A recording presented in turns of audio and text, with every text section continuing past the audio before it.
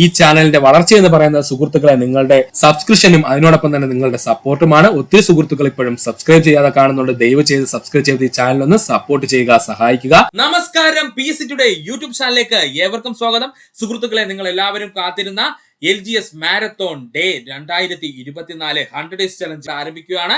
അപ്പോൾ ഇതാണ് നമ്മുടെ LGSന്റെ ഓൺലൈൻ ക്ലാസിന്റെ പേര്.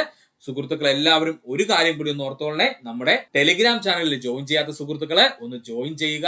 ഇവിടെ പറയാത്ത കുറച്ച് വർക്കൗട്ട് ക്വസ്റ്റ്യൻസ് ഒക്കെ നമുക്ക് അതിനകത്ത് ആഡ് ചെയ്ത് പഠിക്കേണ്ടതുണ്ട്. അപ്പോൾ എല്ലാ സുഹൃത്തുക്കൾക്കും സുസ്വാഗതം നമ്മുടെ ഏറ്റവും പുതിയ LGS മാരത്തോൺ 2024ലേക്ക്. ഇനി നമുക്ക് നോക്കാനുള്ളത് 2024 LGSന്റെ സ്റ്റഡി പ്ലാൻ ആണ്. അപ്പോൾ എന്തായാലും സുഹൃത്തുക്കളെ, നിങ്ങൾ ഒരു ദിവസം 2 മണിക്കൂർ പഠിക്കണം. ഇമ്പോർട്ടന്റ് ആണ്. നിങ്ങൾ ഒരു ദിവസം 2 മണിക്കൂർ എന്ത് ചെയ്യണം, നമ്മുടെ LGS പഠനത്തിന് വേണ്ടിയിട്ട് മാറ്റിവെക്കണം. അങ്ങനെയാണെന്നുണ്ടെങ്കിൽ ഇനി നമ്മുടെ മുമ്പിൽ ഏകദേശം 100 ദിവസമുണ്ട്.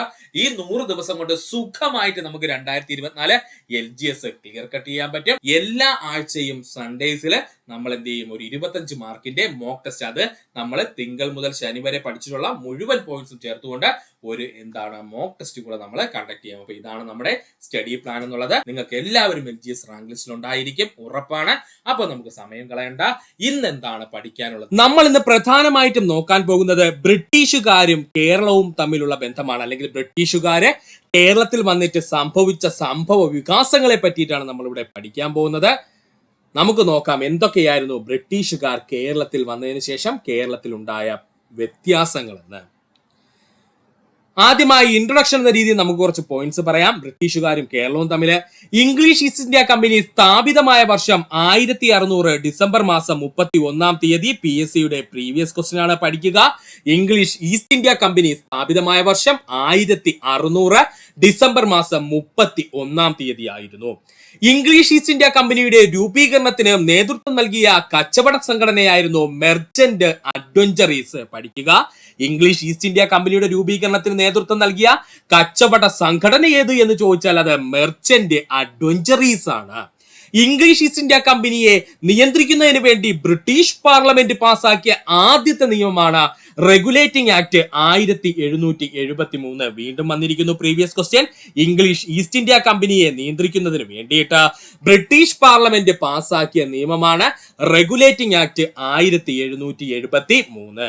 ഇന്ത്യയിൽ ആദ്യത്തെ ബ്രിട്ടീഷ് ഫാക്ടറി സ്ഥാപിതമായ സ്ഥലം സൂററ്റ് ആണ്. ഇന്ത്യയിൽ ആദ്യമായിട്ട് ബ്രിട്ടീഷ് ഫാക്ടറി സ്ഥാപിതമായ സ്ഥലം ചോദിച്ചാൽ അത് സൂററ്റ് ആണ്. ഈസ്റ്റ് ഇന്ത്യ കമ്പനിയുടെ ആദ്യത്തെ നാമം ജോൺ കമ്പനി എന്നായിരുന്നു. ഇംഗ്ലീഷ് ഈസ്റ്റ് ഇന്ത്യ കമ്പനിയുടെ ആദ്യത്തെ നാമം എന്താ സുഹൃത്തുക്കളെ? ജോൺ കമ്പനി എന്നായിരുന്നു. ഒന്നുകൂടി പറയാം, ഇൻട്രൊഡക്ഷൻ എന്നുള്ള രീതിയിൽ പറയുവാണ്. സുഹൃത്തുക്കൾ ശ്രദ്ധിക്കുക. ഇംഗ്ലീഷ് ഈസ്റ്റ് ഇന്ത്യ കമ്പനി സ്ഥാപിതമായ വർഷം 1600 ഡിസംബർ 31-നാണ്. ഇംഗ്ലീഷ് ഈസ്റ്റ് ഇന്ത്യ കമ്പനിയുടെ രൂപീകരണത്തിന് നേതൃത്വം നൽകിയ കച്ചവട സംഘടന ഏത് എന്ന് ചോദിച്ചാൽ അത് മെർച്ചന്റ് അഡ്വഞ്ചറീസ് ആണ്. ഇംഗ്ലീഷ് ഈസ്റ്റ് ഇന്ത്യ കമ്പനിയെ നിയന്ത്രിക്കുന്നതിന് വേണ്ടി ബ്രിട്ടീഷ് പാർലമെന്റ് പാസാക്കിയ ആദ്യത്തെ നിയമം ഏത് എന്ന് ചോദിച്ചു കഴിഞ്ഞാൽ അത് റെഗുലേറ്റിംഗ് ആക്ട് 1773. ഇന്ത്യയിലെ ആദ്യത്തെ ബ്രിട്ടീഷ് ഫാക്ടറി സ്ഥാപിതമായ സ്ഥലം ചോദിച്ചു കഴിഞ്ഞാൽ അത് സൂററ്റ് ആണ്. ഈസ്റ്റ് ഇന്ത്യ കമ്പനിയുടെ ആദ്യത്തെ നാമം ചോദിച്ചാൽ അത് ജോൺ കമ്പനി എന്നായിരുന്നു. എന്താ പേര്? ജോൺ കമ്പനി എന്നായിരുന്നു. പഠിക്കുക. ഇന്ത്യയിലെത്തിയ ഈസ്റ്റ് ഇന്ത്യ കമ്പനിയുടെ ആദ്യത്തെ കപ്പലായിരുന്നു ഹെക്ടർ. മറക്കല്ലേ, ഇന്ത്യയിലെത്തിയ ഈസ്റ്റ് ഇന്ത്യ കമ്പനിയുടെ ആദ്യ കപ്പൽ ഏതായിരുന്നു? ഹെക്ടർ എന്ന കപ്പലായിരുന്നു. കപ്പലിന്റെ പേരെന്താണ്? ഹെക്ടർ. ഈസ്റ്റ് ഇന്ത്യ കമ്പനി സ്ഥാപിതമാകുന്ന സമയത്ത് ഇന്ത്യയുടെ ചക്രവർത്തി അക്ബർ ആയിരുന്നു. ഈസ്റ്റ് ഇന്ത്യ കമ്പനി സ്ഥാപിതമാകുന്ന സമയത്ത് നമ്മുടെ ഇന്ത്യയുടെ ചക്രവർത്തി ആരായിരുന്നു എന്ന് ചോദിച്ചാൽ അത് അക്ബർ ആയിരുന്നു. ഈസ്റ്റ് ഇന്ത്യ കമ്പനിയുടെ ആദ്യ തലസ്ഥാനം സൂററ്റ് ആയിരുന്നു. ഈസ്റ്റ് ഇന്ത്യ കമ്പനിയുടെ ആദ്യത്തെ തലസ്ഥാനം ഏതായിരുന്നു? സൂററ്റ് ആയിരുന്നു. ഈസ്റ്റ് ഇന്ത്യ കമ്പനിയുടെ തലസ്ഥാനം സൂറത്തിൽ നിന്നും ബോംബെയിലേക്ക് മാറ്റിയ വർഷം 1687 ആണ്. പഠിച്ചോളനെ, ഇമ്പോർട്ടന്റ് പോയിന്റ് ആണ്. ഇംഗ്ലീഷ് ഈസ്റ്റ് ഇന്ത്യ കമ്പനിയുടെ തലസ്ഥാന നഗരം അല്ലെങ്കിൽ ആസ്ഥാന നഗരം സൂറത്തിൽ നിന്നും ബോംബെയിലേക്ക് മാറ്റിയ വർഷം ചോദിച്ചു കഴിഞ്ഞാൽ അത് 1687 ബ്രിട്ടീഷുകാർ ഇന്ത്യയിൽ ആദ്യമായി സ്ഥാപിച്ച കോട്ടയാണ് സെന്റ് ജോർജ് കോട്ട, മദ്രാസ്. പഠിച്ചോളനെ, ഇമ്പോർട്ടന്റ് ആണ്. ഇംഗ്ലീഷുകാര് ഇന്ത്യയിൽ ആദ്യമായി സ്ഥാപിച്ച കോട്ട ഏതാണ് എന്ന് ചോദിച്ചാൽ അത് സെന്റ് ജോർജ് കോട്ട, മദ്രാസ്. ഏതാണ്? സെന്റ് ജോർജ് കോട്ട, മദ്രാസ്. ഒന്നുകൂട്ടി പറയാം സുഹൃത്തുക്കളെ, ശ്രദ്ധിക്കുക. ഇന്ത്യയിലെത്തിയ ഈസ്റ്റ് ഇന്ത്യ കമ്പനിയുടെ ആദ്യത്തെ കപ്പലായിരുന്നു ഹെക്ടർ എന്ന പേരിൽ അറിയപ്പെടുന്നത്. ഈസ്റ്റ് ഇന്ത്യ കമ്പനി സ്ഥാപിതമാകുന്ന സമയത്ത് ഇന്ത്യയുടെ ചക്രവർത്തി ആരായിരുന്നു ചോദിച്ചാൽ അത് അക്ബർ ആയിരുന്നു. ഈസ്റ്റ് ഇന്ത്യ കമ്പനിയുടെ ആദ്യ തലസ്ഥാനം സൂററ്റ് ആയിരുന്നു. ഈസ്റ്റ് ഇന്ത്യ കമ്പനിയുടെ തലസ്ഥാനം സൂററ്റിൽ നിന്നും ബോംബെയിലേക്ക് മാറ്റിയ വർഷം ചോദിച്ചാൽ 1687 ബ്രിട്ടീഷുകാർ ഇന്ത്യയിലെ ആദ്യമായി സ്ഥാപിച്ച കോട്ട ഏത് എന്ന് ചോദിച്ചാൽ അത് സെന്റ് ജോർജ് കോട്ട മദ്രാസ്. സെന്റ് ജോർജ് കോട്ട മദ്രാസ് പഠിക്കുക. ഇനി നമ്മൾ നേരെ പോകുന്നത് ഇംഗ്ലീഷ് ഈസ്റ്റ് ഇന്ത്യ കമ്പനിയും കേരളവും തമ്മിലുള്ള ബന്ധമാണ് കേട്ടോ. ഇംഗ്ലീഷ് ഈസ്റ്റ് ഇന്ത്യ കമ്പനിയും കേരളവും തമ്മിലുള്ള ബന്ധമാണ്, അല്ലെങ്കിൽ കേരളത്തിലേക്ക് അവരുടെ വരവാണ് നമ്മൾ നോക്കാൻ പോകുന്നത്. ഇംഗ്ലീഷ് ഈസ്റ്റ് ഇന്ത്യ കമ്പനി കേരളത്തിലെത്തിയ വർഷം 1615. അപ്പോൾ 1600 ഇംഗ്ലീഷ് ഈസ്റ്റ് ഇന്ത്യ കമ്പനി രൂപീകരിച്ചു എന്ന് നമ്മൾ പറഞ്ഞു. ഡിസംബർ 31 അല്ലെ രൂപീകരിച്ചു എന്ന് നമ്മൾ പറഞ്ഞു. അതിനുശേഷം 1615 ഇംഗ്ലീഷ് ഈസ്റ്റ് ഇന്ത്യ കമ്പനി കേരളത്തിലേക്ക് എത്തുന്നത്. ബ്രിട്ടീഷുകാർ കേരളത്തിൽ ആദ്യമായി പണ്ടകശാലകൾ സ്ഥാപിച്ചത് വിഴിഞ്ഞത്തായിരുന്നു. അതായത് കുരുമുളകിന്റെയും മറ്റ് സുഗന്ധവ്യഞ്ജനങ്ങളുടെയൊക്കെ സംഭരണാർത്ഥം ആരംഭിക്കുന്നതാണ് ഈ പണ്ടകശാലകൾ എന്ന് പറയുന്നത്. അങ്ങനെ ബ്രിട്ടീഷുകാര് കേരളത്തിൽ ആദ്യമായി പണ്ടകശാല സ്ഥാപിച്ചത് എവിടെയെന്ന് ചോദിച്ചാൽ അത് വിഴിഞ്ഞത്താണ്. കേരളത്തിൽ ആദ്യമായ ഒരു കോട്ട ബ്രിട്ടീഷുകാർ സ്ഥാപിക്കുന്നത് അഞ്ചുതെങ്ങിലാണ്. ഇതിനെ അഞ്ചുതെങ്ങ് കോട്ട എന്നറിയപ്പെടുന്നു. അഞ്ചുതെങ്ങ് കോട്ട സ്ഥാപിച്ച വർഷം 1695. ഇങ്ങനെ തന്നെ പഠിച്ചോളണേ. കേരളത്തിൽ ആദ്യമായിട്ട് ബ്രിട്ടീഷുകാർ നിർമ്മിച്ച കോട്ടയാണ് അഞ്ചുതെങ്ങ് കോട്ട. അഞ്ചുതെങ്ങ് കോട്ട സ്ഥിതി ചെയ്യുന്നത് തിരുവനന്തപുരം ജില്ലയിലെ ആറ്റിങ്ങൽ സമീപമുള്ള അഞ്ചുതെങ്ങ് എന്നുള്ള പ്രദേശത്താണ്. അതുപോലെ തന്നെ 1695 അഞ്ചുതെങ്ങ് കോട്ട ബ്രിട്ടീഷുകാര് സ്ഥാപിക്കുന്നത് പഠിക്കുക. ഒന്നുകൂടി പറയാം. ഇംഗ്ലീഷ് ഈസ്റ്റ് ഇന്ത്യ കമ്പനി കേരളത്തിലെത്തിയ വർഷം 1615. ബ്രിട്ടീഷുകാർ കേരളത്തിലെ ആദ്യത്തെ പണ്ടകശാല സ്ഥാപിച്ചത് എവിടെയെന്ന് ചോദിച്ചാൽ വിഴിഞ്ഞത്താണ്. എന്താണ് പണ്ടകശാല എന്ന് പറഞ്ഞു കഴിഞ്ഞാൽ സുഗന്ധവ്യഞ്ജനങ്ങളും മറ്റും കൊണ്ടുവന്ന് സ്റ്റോർ ചെയ്യുന്നതിന് വേണ്ടിയിട്ടുള്ള ഒരു സ്ഥലം. അതിനെയാണ് പണ്ടകശാല എന്ന് പറയുന്നത്. ഇത് ആദ്യമായിട്ട് നിർമ്മിച്ചത് എവിടെയാണ്? വിഴിഞ്ഞത്താണ്. കേരളത്തിലെ ആദ്യമായ ഒരു കോട്ട ബ്രിട്ടീഷുകാർ എവിടെയാണ് നിർമ്മിച്ചതെന്ന് ചോദിച്ചാൽ അത് അഞ്ചുതെങ്ങിലാണ്. ഈ കോട്ട അഞ്ചുതെങ്ങ് കോട്ട എന്ന പേരിൽ അറിയപ്പെടുന്നു. അഞ്ചുതെങ്ങ് കോട്ട നിർമ്മിച്ച വർഷം 1695 പഠിക്കുക. ഇനിയാണ് നമുക്ക് പഠിക്കുവാനുള്ള പ്രധാനപ്പെട്ട പോയിന്റ്, അല്ലെങ്കിൽ PSC സ്റ്റേറ്റ്മെന്റ് ലെവൽ ചോദിക്കുന്ന ചോദ്യങ്ങളിലേക്കാണ് നമ്മൾ ഇനി കടക്കാൻ പോകുന്നത്. ബ്രിട്ടീഷുകാരും അവർ കേരളത്തിൽ ഉണ്ടാക്കിയ ചൂഷണവും നടത്തിയ ചൂഷണവുമാണ് നമ്മൾ പഠിക്കാൻ പോകുന്നത്. കേരളത്തിൽ കച്ചവട ആവശ്യങ്ങൾക്കെത്തിയ ബ്രിട്ടീഷുകാർ മലബാർ, കൊച്ചി, തിരുവിതാംകൂർ എന്നീ മേഖലകളിൽ അവരുടെ സ്വാധീനം വർദ്ധിപ്പിച്ചു. കേരളത്തിൽ കച്ചവട ആവശ്യങ്ങൾക്കെത്തിയ ബ്രിട്ടീഷുകാര് മലബാർ, കൊച്ചി, തിരുവിതാംകൂർ എന്നീ മേഖലകളിൽ അവരുടെ സ്വാധീനം വർദ്ധിപ്പിച്ചു. കൊച്ചി, തിരുവിതാംകൂർ എന്നീ നാട്ടുരാജ്യങ്ങളിലെ സമ്പദ് വ്യവസ്ഥയിലും നിയമവ്യവസ്ഥയിലും ബ്രിട്ടീഷുകാർ ഇടപെട്ടു. കൊച്ചി, തിരുവിതാംകൂർ എന്നീ നാട്ടുരാജ്യങ്ങളിലെ സമ്പദ് വ്യവസ്ഥയിലും നിയമവ്യവസ്ഥയിലും ബ്രിട്ടീഷുകാർ ഇടപെട്ടു. കേരളത്തിൽ ഉടനീളം വരുന്ന പ്രദേശങ്ങളിൽ നികുതി വർധനവ് കൊണ്ടുവരാൻ ബ്രിട്ടീഷുകാർക്ക് കഴിഞ്ഞു. കേരളത്തിലുടനീളം വരുന്ന പ്രദേശങ്ങളിലെ നികുതി വർധനവ് കൊണ്ടുവരാൻ ബ്രിട്ടീഷുകാർക്ക് കഴിഞ്ഞു. കേരളത്തിൽ മലബാറിലെ നികുതി സമ്പ്രദായത്തിലാണ് ബ്രിട്ടീഷുകാർ ആദ്യമായി മാറ്റം വരുത്തിയത്. കേരളത്തിലെ മലബാറിലെ നികുതി സമ്പ്രദായത്തിലാണ് ബ്രിട്ടീഷുകാർ ആദ്യമായിട്ട് മാറ്റം വരുത്തിയത്. പഠിച്ചോളേ, കേരളത്തിൽ ബ്രിട്ടീഷുകാർ ആദ്യമായിട്ട് ഏത് പ്രദേശത്തെ നികുതി സമ്പ്രദായത്തിലാണ് മാറ്റം വരുത്തിയെന്ന് ചോദിച്ചാൽ അത് മലബാറിലെയാണ്. ഭൂമിയുടെ പരമ്പരാഗത അവകാശികളായിരുന്ന നമ്പൂതിരിമാരെ ഭൂമിയുടെ പൂർണ്ണ ഉടമകളാക്കി മാറ്റി ബ്രിട്ടീഷുകാര്. ഭൂമിയുടെ പരമ്പരാഗത അവകാശികളായിരുന്ന നമ്പൂതിരിമാരെ ഭൂമിയുടെ പൂർണ്ണ ഉടമകളാക്കി മാറ്റി ബ്രിട്ടീഷുകാര്. ഒന്നുകൂടി പറയാം. കേരളത്തിൽ കച്ചവട ആവശ്യങ്ങൾക്കെത്തിയ ബ്രിട്ടീഷുകാർ മലബാർ, കൊച്ചി, തിരുവിതാംകൂർ എന്നീ മേഖലകളിൽ അവരുടെ സ്വാധീനം വർദ്ധിപ്പിച്ചു. കൊച്ചി, തിരുവിതാംകൂർ എന്നീ നാട്ടുരാജ്യങ്ങളിലെ സമ്പദ് വ്യവസ്ഥയിലും നിയമവ്യവസ്ഥയിലും ബ്രിട്ടീഷുകാർ നേരിട്ട് ഇടപെടുകയും ചെയ്തു. കേരളത്തിലുടനീളം വരുന്ന പ്രദേശങ്ങളുടെ നികുതി വർധനവ് കൊണ്ടുവരാൻ ബ്രിട്ടീഷുകാർക്ക് കഴിഞ്ഞു. കേരളത്തിലുടനീളം വരുന്ന പ്രദേശങ്ങൾ, അല്ലെങ്കിൽ ഈ പറഞ്ഞിരിക്കുന്ന മലബാർ, അല്ലെങ്കിൽ കൊച്ചി, തിരുവിതാംകൂർ എന്നീ മേഖലകളിലെ നികുതി വർധനവ് കൊണ്ടുവരാൻ ബ്രിട്ടീഷുകാർക്ക് കഴിഞ്ഞു. കേരളത്തിൽ മലബാറിലെ നികുതി സമ്പ്രദായത്തിലാണ് ബ്രിട്ടീഷുകാർക്ക് ആദ്യമായിട്ട് മാറ്റം വരുത്തിയത്. ഭൂമിയുടെ പരമ്പരാഗത കൈവശാവകാശികളായിരുന്ന നമ്പൂതിരിമാരെ ഭൂമിയുടെ പൂർണ്ണ ഉടമസ്ഥരാക്കി മാറ്റി, അല്ലെങ്കിൽ ഉടമകളാക്കി മാറ്റി ബ്രിട്ടീഷുകാര് പഠിക്കുക.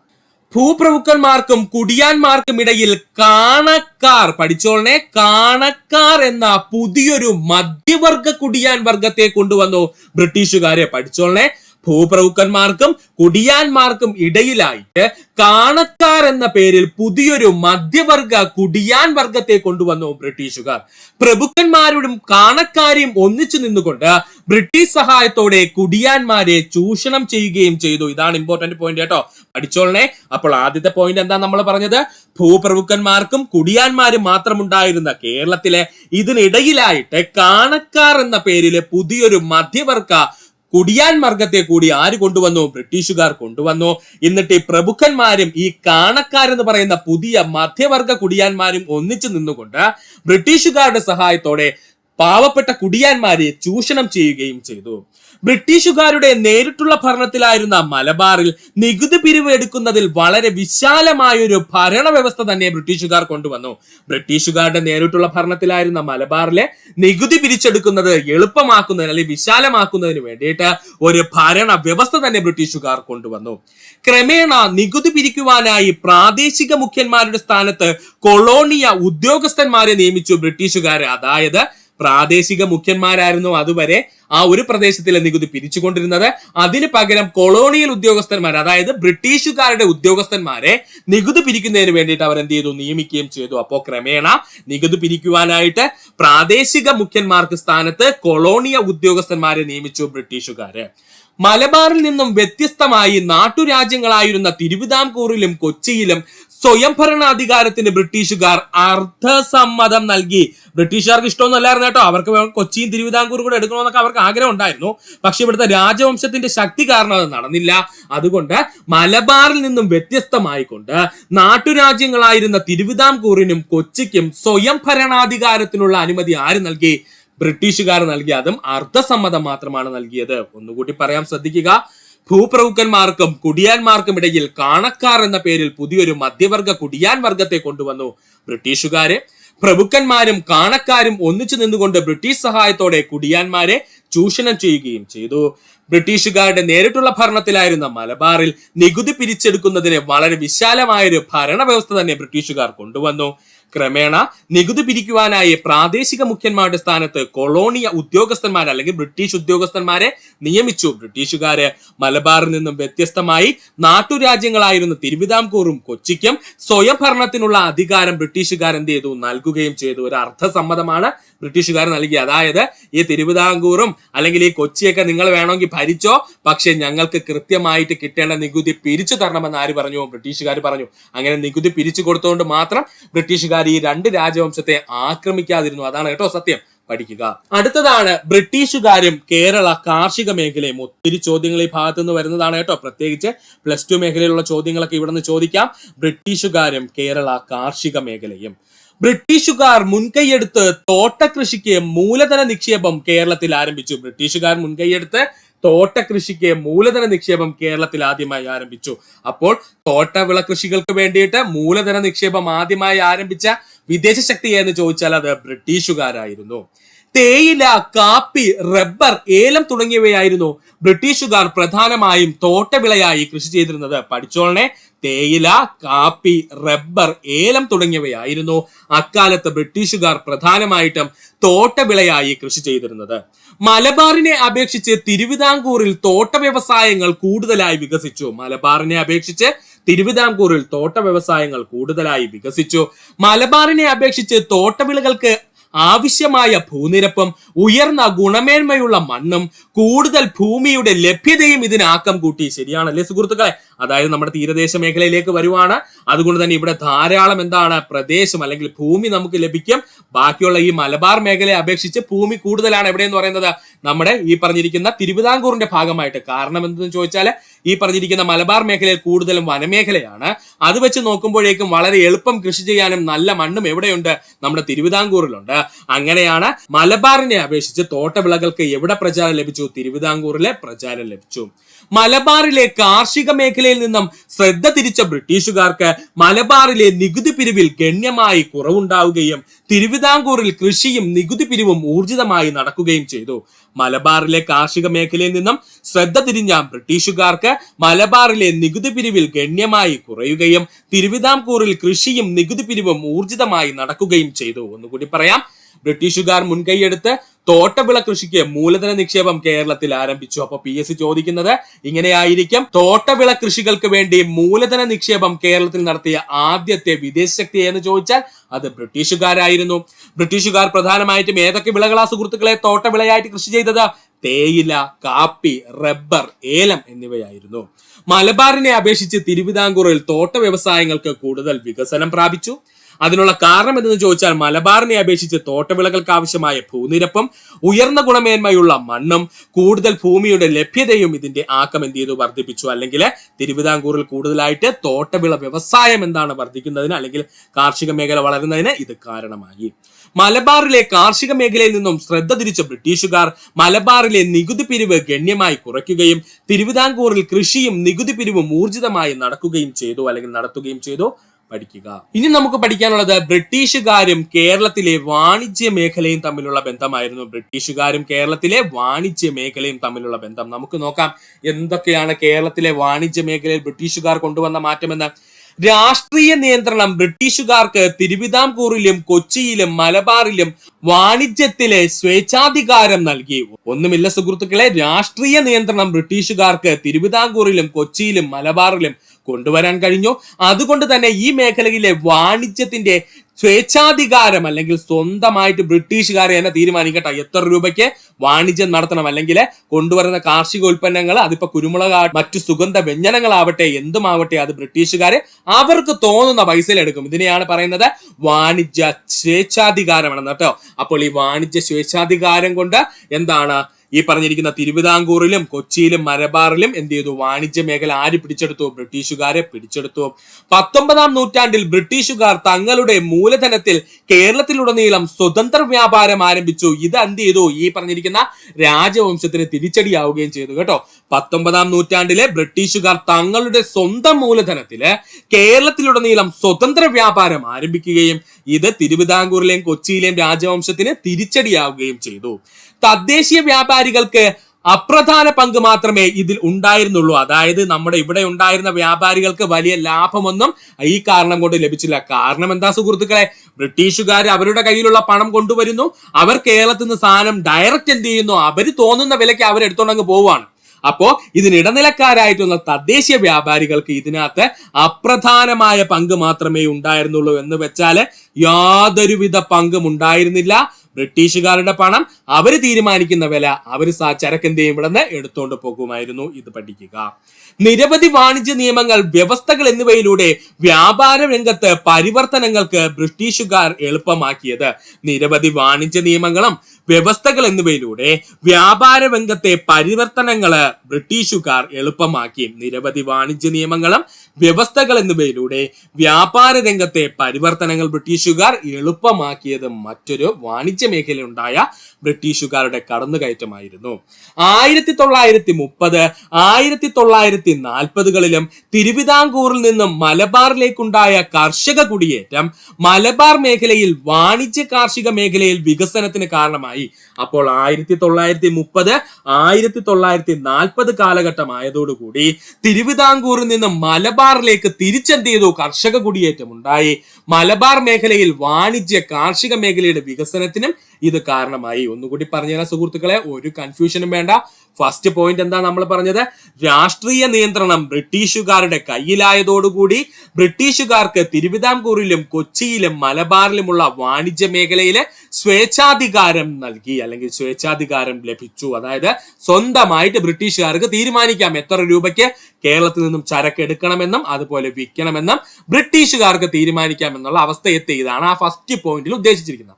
രണ്ടാമത്തെ പോയിന്റ് പറഞ്ഞത് 19-ാം നൂറ്റാണ്ടിൽ ബ്രിട്ടീഷുകാർ അവരുടെ സ്വന്തം മൂലധനം, അവരുടെ സ്വന്തം പണം ഉപയോഗിച്ച് കേരളത്തിലുടനീളം സ്വതന്ത്ര വ്യാപാരം ആരംഭിച്ചു. അതായത് ബ്രിട്ടീഷുകാർ പൈസ കൊണ്ടുപോകും, അവർക്ക് തോന്നുന്ന വിലയ്ക്ക് സാധനം എടുത്തുകൊണ്ട് പോവുകയും ചെയ്യും. അവരുടെ കാശില് അവരെന്ത് ചെയ്തു? സ്വതന്ത്ര വ്യാപാരം ആരംഭിച്ചു. അതുവരെ ഈ രാജാക്കന്മാരായിരുന്നു എന്ത് ചെയ്യുന്നത്? ബ്രിട്ടീഷുകാർക്ക് ആവശ്യമായിട്ടുള്ള സാധനങ്ങൾ കൊടുത്തിരുന്നത്. അതെന്ത് ചെയ്തു? ബ്രിട്ടീഷുകാരങ്ങ് കട്ട് ചെയ്തിട്ട് അവരുടെ കയ്യിലുള്ള പണം ഉപയോഗിച്ച് അവർ സാധനം ഡയറക്റ്റ് വാങ്ങിച്ചു തുടങ്ങി.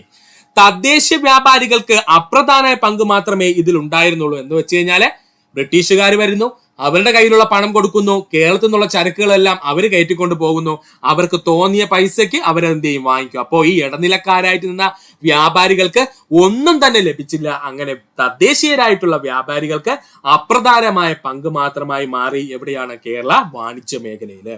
നിരവധി വാണിജ്യ നിയമങ്ങളും വ്യവസ്ഥകളും ബ്രിട്ടീഷുകാർ കൊണ്ടുവന്നതിലൂടെ വ്യാപാര രംഗത്തെ പരിവർത്തനങ്ങൾക്ക് ബ്രിട്ടീഷുകാർ എളുപ്പമാക്കി. അതായത് തിരുവിതാംകൂറിലായിരുന്നാലും കൊച്ചിയിലായിരുന്നാലും മലബാറിലാണെങ്കിലും അവിടുത്തെ പുതിയ പുതിയ വാണിജ്യ നിയമങ്ങൾ ആര് കൊണ്ടുവന്നു? ബ്രിട്ടീഷുകാർ കൊണ്ടുവന്നു. അതുപോലെ തന്നെ പുതിയ തരം വ്യവസ്ഥകളും അവരെന്ത് ചെയ്തു? മുന്നോട്ട് വെച്ചു.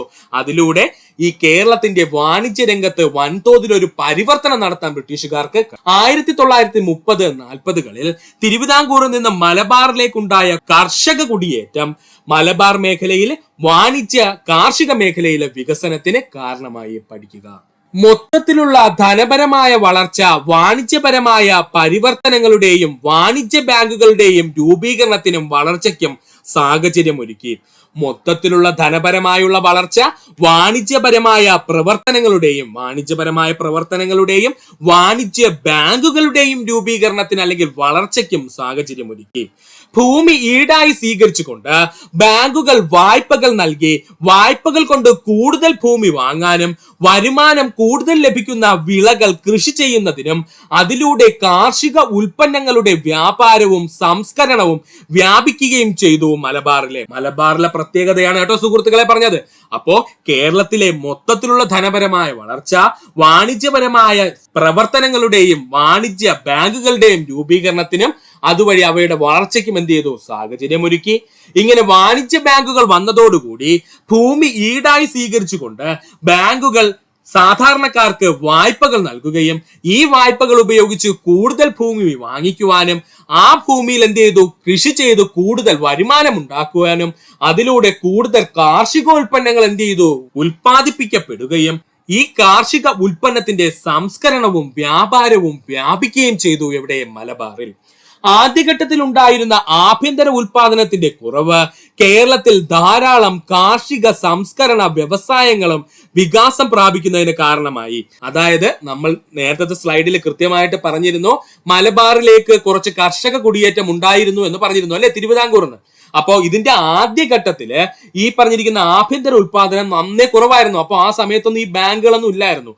അപ്പോൾ എന്താ ചെയ്തതെന്ന് ചോദിച്ചാല് കേരളത്തിൽ ധാരാളം കാർഷിക സംസ്കരണ വ്യവസായങ്ങൾ എന്ത് ചെയ്തു? വികാസം പ്രാപിച്ചു. അതായത് എക്സാമ്പിൾ ആയിട്ട് പറഞ്ഞാൽ നമ്മൾ ഇഷ്ടം പോലെ തെങ്ങ് എന്ത് ചെയ്തു? കൃഷി ചെയ്ത് തേങ്ങയായിരുന്നു നമ്മൾ എടുത്തോണ്ടിരുന്നത്. അപ്പൊ ബ്രിട്ടീഷുകാർക്ക് തോന്നി തേങ്ങ കൊണ്ടുപോയിട്ട് വലിയ ഉപയോഗമൊന്നുമില്ല, തേങ്ങയിലെ ചകിരിയിൽ നിന്ന് എന്തെങ്കിലും ഉണ്ടാക്കണം. അപ്പൊ നമ്മൾ പറഞ്ഞു നമുക്ക് ഇതുപോലെ കയറുണ്ടാക്കാൻ അറിയാമെന്ന് നമ്മൾ പറയുകയും അങ്ങനെ ആ ബ്രിട്ടീഷുകാർ എന്ത് പറഞ്ഞു? എന്നാ പിന്നെ നിങ്ങൾ ഈ പറഞ്ഞിരിക്കുന്ന കാർഷിക വിളകളിൽ നിന്നും നിങ്ങൾക്ക് എന്തെങ്കിലും വ്യാവസായികമായ രീതിയിൽ എന്തെങ്കിലും സംസ്കരിച്ചാൽ വ്യാവസായ രീതിയിൽ എന്തെങ്കിലും ഉൽപ്പന്നങ്ങൾ ഉണ്ടാക്കാൻ പറഞ്ഞു. അപ്പോൾ എന്ത് ചെയ്തു? നമ്മൾ കയറിന്റെ വ്യവസായം ആരംഭിക്കുകയും ചെയ്തു. ആദ്യഘട്ടത്തിലെ ആഭ്യന്തര ഉൽപാദനത്തിന്റെ എന്തിന്റെ? കാർഷിക മേഖലയിലെ ആഭ്യന്തര ഉൽപാദനത്തിന്റെ കുറവ് കാർഷിക വസ്തുക്കളെ സംസ്കരിച്ചുകൊണ്ട് പുതിയൊരു വ്യവസായം രൂപീകരിക്കുന്നതിന് കേരളത്തിലെ കാരണമായി. സംസ്കരിച്ച ഉൽപ്പന്നങ്ങൾക്ക് വേണ്ടി യൂറോപ്യൻ കമ്പോളത്തിലെ വർദ്ധിച്ച ആവശ്യകത ഇതിന്റെ ആക്കം കൂട്ടുകയും ചെയ്തു. ഇതിന്റെ ഏറ്റവും പ്രധാനമായിരുന്നു കയർ വ്യവസായം. ഇപ്പൊ സുഹൃത്തുക്കൾക്ക് മനസ്സിലായോ എങ്ങനെയാണ് കേരളത്തിൽ കൂടുതൽ കയർ വ്യവസായം വന്നതെന്ന്? അതായത് ഒന്നുകൂടി പറയാം, സിമ്പിൾ ആണ് സംഭവം, ഒന്നുമില്ല. ഈ ആദ്യകാലത്ത് ഈ കാർഷിക മേഖല പെട്ടെന്നൊരു വളർച്ചയൊന്നും ഉണ്ടായില്ല. കേരളത്തിലെ കാർഷിക മേഖല എങ്ങോട്ട് തിരിഞ്ഞു?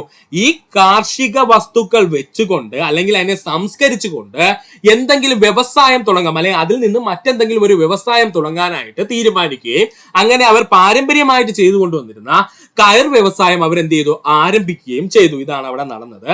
ഈ സംസ്കരിച്ച ഉൽപ്പന്നങ്ങൾക്ക് അതോടുകൂടി യൂറോപ്യൻ കമ്പോളത്തില് വർദ്ധിച്ച ആവശ്യകത ഉണ്ടാവുകയും ചെയ്തു. അപ്പോൾ ഇത് ഈ പറഞ്ഞിരിക്കുന്ന കാർഷിക സംസ്കരണ വ്യവസായത്തിന്റെ ആക്കം കൂട്ടുകയും ചെയ്തു, അല്ലെങ്കിൽ വികാസത്തിന്റെ ആക്കം കൂട്ടുകയും ചെയ്തു. ഇതിൽ ഏറ്റവും പ്രധാനമായിരുന്നു കയർ വ്യവസായം. പഠിച്ചോളനെ എന്താണ് കയർ വ്യവസായമായിരുന്നു, അല്ലെങ്കിൽ നമ്മുടെ കേരളത്തിന്റെ തന്നെ ട്രഡീഷണൽ വ്യവസായം എന്നൊക്കെ അറിയപ്പെടുന്ന കയർ വ്യവസായം ഏറ്റവും കൂടുതൽ ശക്തി പ്രാപിച്ചതിന് കാരണം ഈ പറഞ്ഞതാണ് കേട്ടോ സുഹൃത്തുക്കൾ. ഇത്രയും ഭാഗം പഠിക്കുക. ഇനി നമുക്ക് പഠിക്കുവാനുള്ളത് ബ്രിട്ടീഷുകാർ കേരളത്തിൽ കൊണ്ടുവന്ന മാറ്റങ്ങളാണ്. ഇത്രയും നേരം നമ്മൾ പറഞ്ഞത് ബ്രിട്ടീഷുകാരുടെ ചൂഷണങ്ങളായിരുന്നു. അതിനുശേഷം നമ്മൾ വാണിജ്യ മേഖലയിൽ അവർ കൊണ്ടുവന്ന കൈകടത്തലുകളെ കുറിച്ച് പറഞ്ഞു. ഇപ്പൊ നമ്മൾ പഠിക്കാൻ പോകുന്നത് ബ്രിട്ടീഷുകാർ കേരളത്തിൽ കൊണ്ടുവന്ന മാറ്റങ്ങളെ പറ്റിയാണ്. കേരളത്തിൽ ആദ്യമായി റെയിൽവേ സംവിധാനം കൊണ്ടുവന്നത് ബ്രിട്ടീഷുകാരായിരുന്നു. കേരളത്തിൽ ആദ്യമായിട്ട് റെയിൽവേ സംവിധാനം കൊണ്ടുവന്നതായിരുന്നു ചോദിച്ചാൽ അത് ബ്രിട്ടീഷുകാരായിരുന്നു. 1861 മാർച്ച് 12. ഈ ഡേറ്റ് അങ്ങ് കാണാതെ പഠിച്ചോളണേ. 1861 മാർച്ച് മാസം 12 ബേപ്പൂർ മുതൽ തിരൂർ വരെ ആദ്യത്തെ റെയിൽവേ ലൈൻ നിർമ്മാണം പൂർത്തീകരിച്ചത്. അപ്പോ 1861 മാർച്ച് മാസം 12 ബേപ്പൂരിൽ നിന്നും തിരൂർ വരെയാണ് ആദ്യത്തെ റെയിൽവേ ലൈനിന്റെ നിർമ്മാണം പൂർത്തീകരിച്ചത്. ഈ പോയിന്റ് ഇമ്പോർട്ടന്റ് ആയിട്ട് പഠിച്ചോളണേ. കേരളത്തിൽ ആദ്യമായിട്ട് റെയിൽവേ സംവിധാനം കൊണ്ടുവന്ന വിദ്യുത് ശക്തി ബ്രിട്ടീഷുകാരായിരുന്നു. 1861 മാർച്ച് 12 ബേപ്പൂർ മുതൽ തിരൂർ വരെയുള്ള ആദ്യത്തെ റെയിൽവേ ലൈൻ നിർമ്മാണം പൂർത്തീകരിച്ചത്. കേരളത്തിലെ റെയിൽവേ സംവിധാനത്തിന്റെ നിർമ്മാണത്തിന് പിന്നെ പ്രവർത്തിച്ച കമ്പനിയാണ് മദ്രാസ് റെയിൽവേ കമ്പനി, അല്ലെങ്കിൽ മദ്രാസ് റെയിൽ കമ്പനി എന്നും പറയും കേട്ടോ. കേരളത്തിലെ റെയിൽവേ സംവിധാനത്തിന് നിർമ്മാണത്തിന് പിന്നെ പ്രവർത്തിച്ച കമ്പനിയാണ് മദ്രാസ് റെയിൽ കമ്പനി. എന്താണ് മദ്രാസ് റെയിൽ കമ്പനി? റെയിൽവേ സംവിധാനം ഒരുക്കിയതോടുകൂടി കൂടുതലായി ഉൽപ്പന്നങ്ങളുടെയും സൈന്യത്തിന്റെയും സഞ്ചാരം സുഗമമാക്കുന്നതിന് ബ്രിട്ടീഷുകാർക്ക് കഴിഞ്ഞു. ബ്രിട്ടീഷുകാർക്ക് കേരളക്കാരോട് സ്നേഹം മൂത്തോണ്ടാണോ സുഹൃത്തുക്കളെ റെയിൽവേ ഉണ്ടാക്കിയത്? അല്ല കേട്ടോ. അവർക്ക് കൂടുതലായിട്ട് ഉൽപ്പന്നങ്ങൾ എന്ത് ചെയ്യണം, നമ്മുടെ നാട്ടിൽ നിന്നും കയറ്റുമതി ചെയ്യുന്നതിന് കൂടുതൽ ഉൽപ്പന്നങ്ങൾ അവർ വിചാരിക്കുന്ന സ്ഥലത്ത് എത്തിക്കേണ്ടതുണ്ട്, അല്ലെങ്കിൽ ഈ പറഞ്ഞിരിക്കുന്ന പ്രധാനപ്പെട്ട തുറമുഖങ്ങളിലേക്ക് എത്തിക്കേണ്ടതുണ്ട്. അതിനോടൊപ്പം തന്നെ സൈന്യത്തെ ഒരു സ്ഥലത്ത് നിന്ന് മറ്റൊരു സ്ഥലത്തേക്ക് വളരെ വേഗം എത്തിക്കുന്നതിനും എന്ത് സഹായിച്ചു? റെയിൽവേ സംവിധാനം ബ്രിട്ടീഷുകാരെ സഹായിച്ചു. അല്ലാതെ ബ്രിട്ടീഷുകാർക്ക് നമ്മളെ പാവപ്പെട്ട കേരളക്കാരോട് സ്നേഹം മൂത്തിട്ടൊന്നും അല്ല എന്ത് ചെയ്തത്, ഈ പറഞ്ഞിരിക്കുന്ന റെയിൽവേ നിർമ്മിച്ചത്. പഠിക്കുക. കൃഷി, വ്യാപാരം, വാണിജ്യം എന്നിവയുടെ വികാസം, വ്യവസായം, ആരോഗ്യം, ഗതാഗതം, ബാങ്കിംഗ് തുടങ്ങിയ അടിസ്ഥാന ഭൗതിക സാഹചര്യങ്ങൾ ഏറ്റവും കൂടുതൽ കേരളത്തിൽ വികസിച്ചത് ബ്രിട്ടീഷ് ഭരണ കാലഘട്ടത്തിലായിരുന്നു. അടിവരയിട്ടങ്ങ് പഠിച്ചോളനെ, ഇമ്പോർട്ടന്റ് ആണ് കേട്ടോ. കൃഷി, വ്യാപാരം, വാണിജ്യം എന്നിവയുടെ വികാസവും വ്യവസായം, ആരോഗ്യം, ഗതാഗതം, ബാങ്കിംഗ് തുടങ്ങിയ അടിസ്ഥാന ഭൗതിക സാഹചര്യങ്ങൾ ഏറ്റവും കൂടുതൽ കേരളത്തിൽ വികസിച്ചത് ബ്രിട്ടീഷ് ഭരണകാലത്തായിരുന്നു. പഠിക്കുക. കൊച്ചി തുറമുഖത്തിന്റെ വികസനത്തിനായി പദ്ധതികൾ രൂപീകരിക്കുകയും റോഡുകളുടെയും കനാലുകളുടെയും നിർമ്മാണത്തിലും ശ്രദ്ധ ചെലുത്തിയിരുന്നു. ആര്? ബ്രിട്ടീഷുകാര്. കൊച്ചി തുറമുഖത്തിന്റെ വികസനത്തിനായിട്ടുള്ള പദ്ധതികൾ രൂപീകരിച്ചു. റോഡുകളുടെയും കനാലുകളുടെയും നിർമ്മാണത്തിനും ആര് ശ്രദ്ധ ചെലുത്തിയിരുന്നു? ബ്രിട്ടീഷുകാരെ ശ്രദ്ധ ചെലുത്തിയിരുന്നു. ഒന്നുകൂടി പറയാം സുഹൃത്തുക്കളെ, ശ്രദ്ധിക്കുക. കേരളത്തിൽ ആദ്യമായി റെയിൽവേ സംവിധാനം കൊണ്ടുവന്നത് ബ്രിട്ടീഷുകാരായിരുന്നു. 1861 മാർച്ച് മാസം 12 ബേപ്പൂർ മുതൽ തിരൂർ വരെയുള്ള ആദ്യത്തെ റെയിൽവേ ലൈൻ നിർമ്മാണം പൂർത്തീകരിച്ചു. പഠിക്കുക. കേരളത്തിലെ റെയിൽവേ സംവിധാനത്തിന്റെ നിർമ്മാണത്തിന് പിന്നിൽ പ്രവർത്തിച്ച കമ്പനി മദ്രാസ് റെയിൽ കമ്പനി ആയിരുന്നു. റെയിൽവേ സംവിധാനം ഒരുക്കിയതോടുകൂടി കൂടുതലായി ഉൽപ്പന്നങ്ങളുടെയും സൈന്യത്തിന്റെയും സഞ്ചാരം സുഗമമാക്കുന്നതിന് ബ്രിട്ടീഷുകാർക്ക് കഴിഞ്ഞു. കൃഷി, വ്യാപാരം, വാണിജ്യം എന്നിവയുടെ വികാസവും വ്യവസായം, ആരോഗ്യം, ഗതാഗതം, ബാങ്കിംഗ് തുടങ്ങിയ അടിസ്ഥാന ഭൗതിക സാഹചര്യങ്ങളും ഏറ്റവും കൂടുതൽ കേരളത്തിൽ വികസിച്ചത് ബ്രിട്ടീഷുകാരുടെ ഭരണകാലഘട്ടത്തിലായിരുന്നു. കൊച്ചി തുറമുഖത്തിന്റെ വികസനത്തിനായി പദ്ധതികൾ രൂപീകരിക്കുകയും റോഡുകളുടെയും കനാലുകളുടെ നിർമ്മാണവും ആര് ശ്രദ്ധിച്ചിരുന്നു? ബ്രിട്ടീഷുകാരെ ശ്രദ്ധിച്ചിരുന്നു. പഠിക്കുക. ബ്രിട്ടീഷുകാരുടെ ഭരണത്തോടുകൂടി തിരുവിതാംകൂറിൽ ഉണ്ടായ മാറ്റങ്ങളാണ് ഇനി നമ്മൾ നോക്കാൻ പോകുന്നത്. ഇതിപ്പോ PSC പ്രീവിയസ് ആയി ഒരുപാട് ചോദ്യങ്ങൾ ചോദിച്ചുകൊണ്ടിരിക്കുന്നതാണ്. സുഹൃത്തുക്കൾ പഠിക്കാൻ ശ്രമിക്കുക. ബ്രിട്ടീഷുകാരുടെ ഭരണത്തോടുകൂടി തിരുവിതാംകൂർ രാജവംശത്തിൽ ഉണ്ടായ മാറ്റങ്ങൾ, തിരുവിതാംകൂറിന്റെ ഭാഗമായിട്ടുള്ള പ്രദേശത്തുണ്ടായ മാറ്റങ്ങൾ മാത്രം നമ്മൾ എടുത്ത് പഠിക്കാൻ പോവാണ് കേട്ടോ. നമുക്ക് നോക്കാം എന്തൊക്കെ മാറ്റങ്ങൾ ഉണ്ടായി എന്ന്. ഓരോ ഭൂ ഉടമകൾക്കും പട്ടയം നൽകുകയും അതിൽ കുടിയാന്മാരുടെ കൈവശമുള്ള ഭൂമി കുടിയാന്മാരുടെ സ്വഭാവത്തിനനുസരിച്ച് അടയ്ക്കേണ്ട നികുതിയും കൃത്യമായി ബ്രിട്ടീഷുകാർ രേഖപ്പെടുത്തി. എന്താ ചെയ്തത്?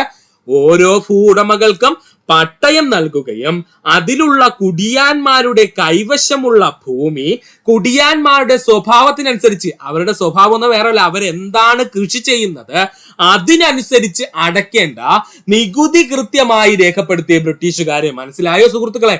ഒന്നുകൂടി പറഞ്ഞുതരാം.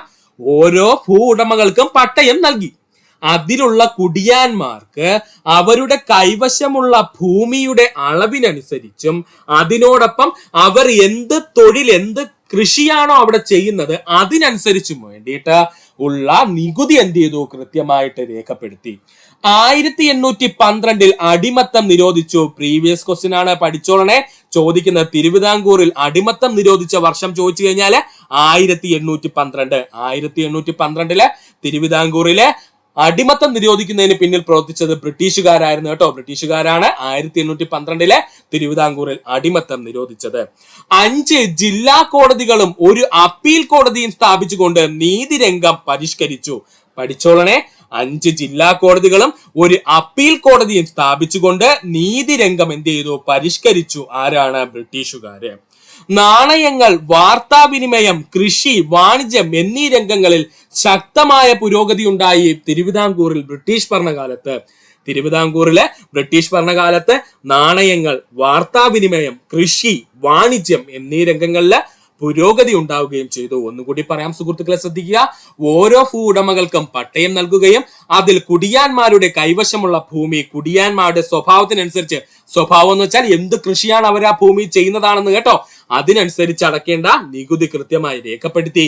1812 അടിമത്തം നിരോധിച്ചു ബ്രിട്ടീഷുകാർ. തിരുവിതാംകൂറിലെ 5 ജില്ലാ കോടതികളും ഒരു അപ്പീൽ കോടതിയും സ്ഥാപിച്ചുകൊണ്ട് നീതിരംഗത്തെ പരിഷ്കരിച്ചു ബ്രിട്ടീഷുകാര്. നാണയങ്ങൾ, വാർത്താവിനിമയം, കൃഷി, വാണിജ്യം എന്നീ രംഗങ്ങളിൽ ഏറ്റവും കൂടുതൽ പുരോഗതി ഉണ്ടായത് ബ്രിട്ടീഷുകാരുടെ വരവോടുകൂടിയാണ്. എവിടെ? തിരുവിതാംകൂറിൽ. 1811 ദേവസ്വങ്ങളുടെ ഭരണം സർക്കാർ നേരിട്ട് ഏറ്റെടുത്തതിന് കാരണം ചോദിച്ചു കഴിഞ്ഞാൽ അതും ബ്രിട്ടീഷുകാരുടെ തീരുമാനത്തിലായിരുന്നു. അതായത് 1811 ദേവസ്വങ്ങളുടെ ഭരണം സർക്കാർ എന്ത് ചെയ്തു? നേരിട്ട് ഏറ്റെടുത്തു. ഇതിന്റെ പിന്നിൽ പ്രവർത്തിച്ചതാരെന്ന് ചോദിച്ചാൽ ബ്രിട്ടീഷുകാരായിരുന്നു. തലവാരിക്കരം, ഊഴിയം, മറ്റ് ഫ്യൂഡൽ നികുതികൾ എന്നിവ നിരോധിച്ചു ബ്രിട്ടീഷുകാരെ. പഠിച്ചോളനെ, ഈ തലവാരിക്കരവും അതുപോലെ ഊഴിയവും PSC ഒരുപാട് തവണ പ്രീവിയസ് ആയി ചോദിച്ചതാണ്. ഇങ്ങനെയുള്ള ഫ്യൂഡൽ നികുതികൾ എവിടെയാണ് നിലനിന്നിരുന്നത് ചോദിച്ചാൽ നമ്മുടെ തിരുവിതാംകൂറിലാണ് നിലനിന്നിരുന്നത്. ഇതെല്ലാം നിരോധിച്ചു ആരാണ്? ബ്രിട്ടീഷുകാര്. ഇതിൽ PSC ചോദിച്ചത് ഊഴിയം എന്തെന്നാണ്. ഊഴിയം എന്ന് പറഞ്ഞു കഴിഞ്ഞാൽ വേറെ ഒന്നുമില്ല സുഹൃത്തുക്കളെ, നിർബന്ധിതമായിട്ട് ശമ്പളം നൽകാതെയുള്ള ജോലി അറിയപ്പെടുന്ന പേരാണ് കേട്ടോ ഊഴിയം എന്ന് പറഞ്ഞു കഴിഞ്ഞാൽ. അതായത് നിർബന്ധിതമായിട്ട് ശമ്പളമില്ലാതെ ചെയ്യേണ്ട ജോലി അറിയപ്പെടുന്ന പേരാണ് ഊഴിയം എന്നുള്ളത്. അപ്പോൾ ഈ തലവാരിക്കരം, ഊഴിയം എന്നീ ഫ്യൂഡൽ നികുതികൾ നിരോധിച്ചതാണെന്ന് വെച്ചാൽ ബ്രിട്ടീഷുകാരാണ്. ഈ നികുതികളൊക്കെ എവിടെയാണ് നിലനിന്നിരുന്നത്? നമ്മുടെ തിരുവിതാംകൂറിലായിരുന്നു നിലനിന്നിരുന്നത്.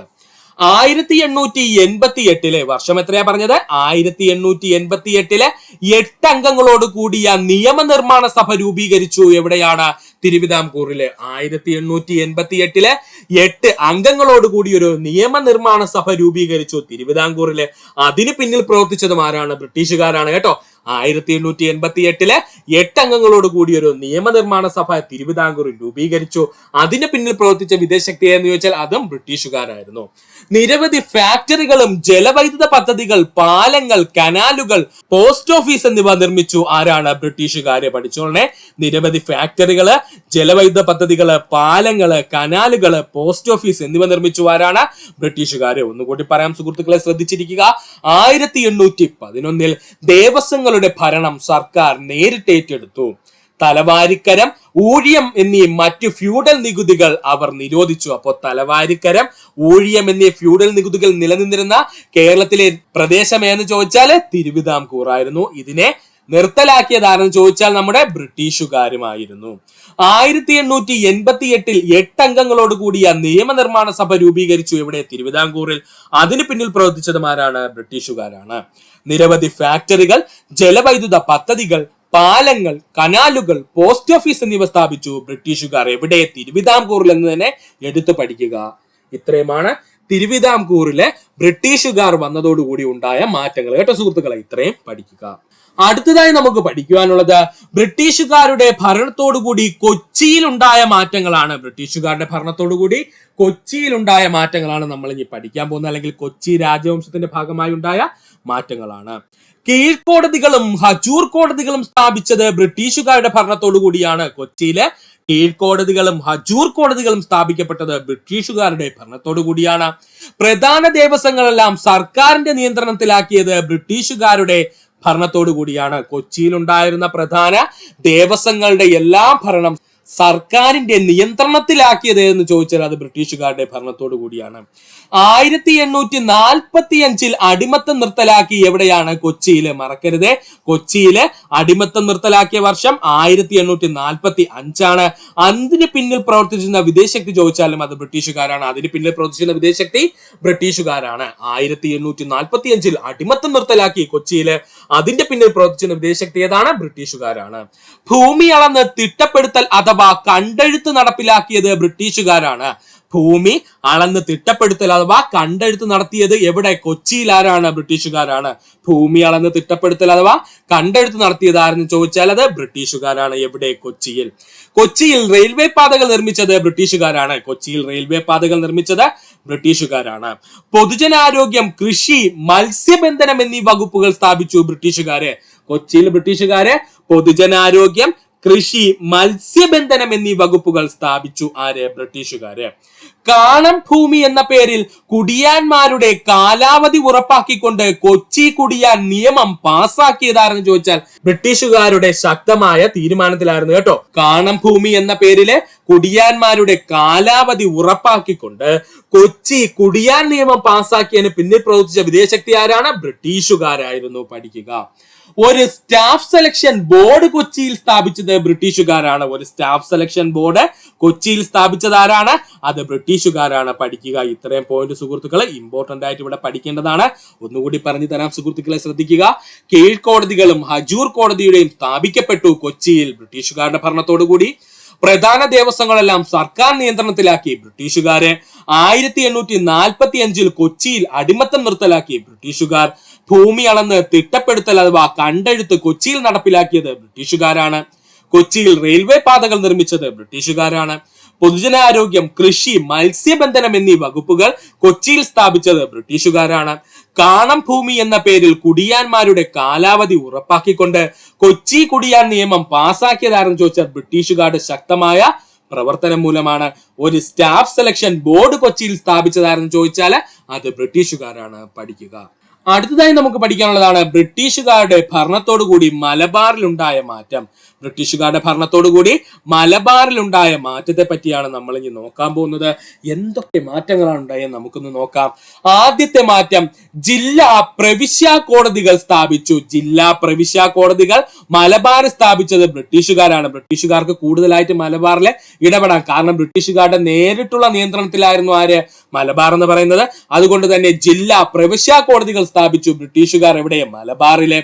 റോഡുകളുടെ ഒരു ശൃംഖല തന്നെ ബ്രിട്ടീഷുകാർ മലബാറിൽ നിർമ്മിച്ചു. റോഡുകളുടെ ഒരു ശൃംഖല തന്നെ ബ്രിട്ടീഷുകാർ മലബാറിൽ നിർമ്മിച്ചു. അഞ്ചരക്കണ്ടിയിൽ ഒരു സുഗന്ധവ്യഞ്ജന തോട്ടം സ്ഥാപിച്ചു ബ്രിട്ടീഷുകാർ. അഞ്ചരക്കണ്ടിയിലെ ഒരു സുഗന്ധവ്യഞ്ജന തോട്ടം സ്ഥാപിച്ചു ബ്രിട്ടീഷുകാര്. നെയ്ത്തുശാലകളും ഓട് ഫാക്ടറികളും ആരംഭിച്ചത് ബ്രിട്ടീഷുകാരായിരുന്നു. എവിടെ? മലബാറിൽ. നെയ്ത്തുശാലകളും ഓട് ഫാക്ടറികളും സ്ഥാപിച്ചു ആരാണ്? മലബാറിലെ. ആര്? ബ്രിട്ടീഷുകാര്. കോഴിക്കോട്, തലശ്ശേരി, കണ്ണൂർ, പാലക്കാട് എന്നിവിടങ്ങളിൽ നഗരസഭകൾ സ്ഥാപിച്ചത് ആരായിരുന്നു? ബ്രിട്ടീഷുകാരായിരുന്നു. എവിടെ? മലബാറിൽ. അപ്പോൾ മലബാറിന്റെ ഭാഗമായുള്ള കോഴിക്കോട്, തലശ്ശേരി, കണ്ണൂര്, പാലക്കാട് എന്നിവിടങ്ങളില് നഗരസഭകൾ സ്ഥാപിച്ചതാരെന്ന് ചോദിച്ചാൽ അത് ബ്രിട്ടീഷുകാരായിരുന്നു. രാജ്യത്തിന്റെ മറ്റു ഭാഗങ്ങളുമായി ബന്ധിപ്പിച്ചുകൊണ്ട് റെയിൽവേ സംവിധാനം ആരംഭിച്ചത് ബ്രിട്ടീഷുകാരാണ്. മലബാറിനെ രാജ്യത്തിലെ മറ്റു ഭാഗങ്ങളുമായി ബന്ധിപ്പിച്ചുകൊണ്ട് റെയിൽവേ സംവിധാനം ആരംഭിച്ചതാരെന്ന് ചോദിച്ചാൽ അത് ബ്രിട്ടീഷുകാരാണ്. നിലമ്പൂരിൽ തേക്കിൻ തോട്ടം സ്ഥാപിച്ചത് ബ്രിട്ടീഷുകാരായിരുന്നു. നിലമ്പൂരിലെ തേക്കിൻ തോട്ടം സ്ഥാപിച്ചതാരായിരുന്നു? ബ്രിട്ടീഷുകാരായിരുന്നു. ഒന്നുകൂടി പറയാം സുഹൃത്തുക്കളെ, ശ്രദ്ധിക്കുക. ജില്ലാ പ്രവിശ്യ കോടതികൾ സ്ഥാപിച്ചതാരെന്ന് ചോദിച്ചാൽ മലബാറിലെ ബ്രിട്ടീഷുകാരായിരുന്നു. മലബാറിൽ റോഡുകളുടെ ഒരു ശൃംഖല തന്നെ ബ്രിട്ടീഷുകാർ നിർമ്മിച്ചു. മലബാറിലെ അഞ്ചരക്കണ്ടിയിൽ ഒരു സുഗന്ധവ്യഞ്ജനം തോട്ടം സ്ഥാപിച്ച വിദേശശക്തിയാണെന്ന് ചോദിച്ചാൽ അത് ബ്രിട്ടീഷുകാരാണ്. മലബാറിൽ നെയ്ത്തുശാലകളും ഓട് ഫാക്ടറികളും ആരംഭിച്ചത് ബ്രിട്ടീഷുകാരാണ്. മലബാറിന്റെ ഭാഗമായിരുന്ന കോഴിക്കോട്, തലശ്ശേരി, കണ്ണൂർ, പാലക്കാട് എന്നിവിടങ്ങളിൽ നഗരസഭകൾ സ്ഥാപിച്ചത് ബ്രിട്ടീഷുകാരായിരുന്നു. മലബാറിൽ നിന്നും രാജ്യത്തിന്റെ മറ്റു ഭാഗങ്ങളെ ബന്ധിപ്പിച്ചുകൊണ്ട് റെയിൽവേ സംവിധാനം ആരംഭിച്ചതാരെന്ന് ചോദിച്ചാൽ അത് ബ്രിട്ടീഷുകാരായിരുന്നു. നിലമ്പൂരിൽ തേക്കിൻ തോട്ടം സ്ഥാപിച്ചതാരെന്ന് ചോദിച്ചാൽ അത് ബ്രിട്ടീഷുകാരായിരുന്നു. പഠിക്കുക. മലബാറിന്റെ ഭാഗമായ നിലമ്പൂരിലെ തേക്കിൻ തോട്ടം സ്ഥാപിച്ചതാരെന്ന് ചോദിച്ചാൽ അത് ബ്രിട്ടീഷുകാരായിരുന്നു. പഠിക്കുക. അപ്പോൾ ഇത്രയുമായിരുന്നു ബ്രിട്ടീഷുകാരും കേരളവും തമ്മിൽ നമ്മൾ പഠിച്ചത്, അല്ലെങ്കിൽ ബ്രിട്ടീഷുകാരുടെ വരവോടുകൂടി കേരളത്തിലുണ്ടായ മാറ്റങ്ങളാണ് നമ്മൾ പറഞ്ഞത്. ഇതുമായി ബന്ധപ്പെട്ട് ബ്രിട്ടീഷുകാരും കേരളത്തിലെ ജനങ്ങളും തമ്മിൽ ഒരുപാട് യുദ്ധങ്ങളും വിപ്ലവങ്ങളും ഒക്കെ ഉണ്ടായിട്ടുണ്ട്. അവയെല്ലാം നമുക്ക് മറ്റൊരു ക്ലാസ്സിൽ വിശദമായിട്ട് പഠിക്കാം. ഇപ്പോൾ നമ്മൾ പഠിച്ചതെന്ന് ചോദിച്ചാൽ ബ്രിട്ടീഷുകാർ കേരളത്തിൽ വന്നതിന് ശേഷം കേരളത്തിലുണ്ടായ മാറ്റത്തെ പറ്റിയാണ് നമ്മൾ നോക്കിയത്. വിപ്ലവങ്ങളും മറ്റുള്ളതും നമുക്ക് വ്യക്തമായിട്ട് പഠിക്കേണ്ടതുണ്ട്, അല്പം ഡീപ്പായിട്ട് തന്നെ പഠിക്കേണ്ടതുണ്ട്. അതുകൊണ്ട് അവയെല്ലാം സെറ്റ് ചേർത്ത് മറ്റൊരു ക്ലാസ്സിൽ നമുക്ക് പഠിക്കാം. ഇത്രയും നേരം ഈ വീഡിയോ കണ്ട സുഹൃത്തുക്കൾ എല്ലാവർക്കും നന്ദി, നമസ്കാരം. നിങ്ങൾക്ക് ഈ വീഡിയോ ഇഷ്ടമായെങ്കിൽ നിങ്ങളുടെ സുഹൃത്തുക്കൾ കൂടി ഒന്ന് ഷെയർ ചെയ്ത് കൊടുക്കുക. അതിനോടൊപ്പം തന്നെ നമ്മുടെ ചാനൽ സബ്സ്ക്രൈബ് ചെയ്ത് സഹായിക്കുക. സബ്സ്ക്രൈബ് ബട്ടണോട് ചേർന്നുള്ള ബെൽ ബട്ടൺ അമർത്തി കഴിഞ്ഞാൽ നമ്മൾ അപ്ലോഡ് ചെയ്യുന്ന വീഡിയോകൾ അപ്പോൾ തന്നെ സുഹൃത്തുക്കളെ നിങ്ങളിലെത്തുന്നതാണ്. സുഹൃത്തുക്കൾ എല്ലാവർക്കും നന്ദി, നമസ്കാരം. നല്ലൊരു ദിവസം നേരുന്നു.